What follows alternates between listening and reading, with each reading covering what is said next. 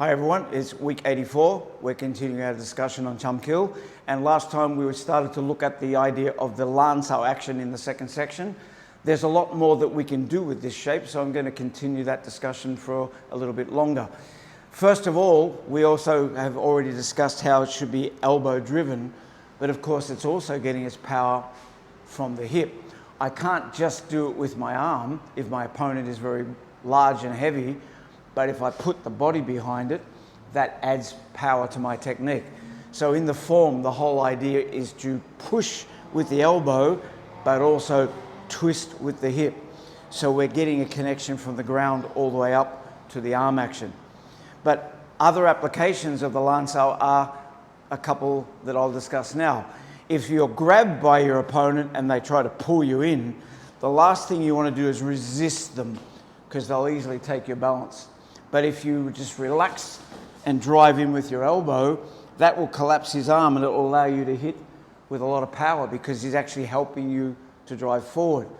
So let's say I'm waiting for the bus, minding my own business, and someone grabs me and pulls me. Instead of resisting and walking into a great big powerhouse punch, if I get grabbed like that, I just go with it. I literally give him everything. He wants my arm, he gets the whole package. I didn't resist and extend my arm, I kept it bent and relaxed it. Another application, very typical that occurs sometimes in Chisai, your opponent manages to get a hand behind your head. Now a lot of people will try to push the arm out the way by going that way, forgetting that this is naturally a very strong angle and very hard to break. You're probably not going to get it off before that finishes the job.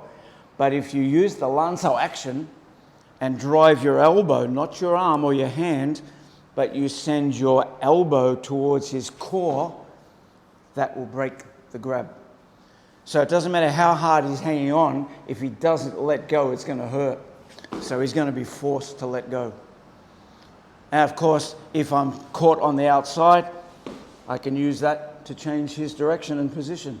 So very often things like this might happen. The attacker comes in, you take this line, you start to counter, he tries to drag it away, you can come forward with the Lan Sau and punch.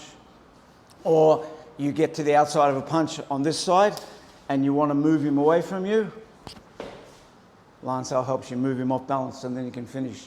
So any time where your hands are kind of tight and caught up, Lan Sau is a very powerful way to move people out of position.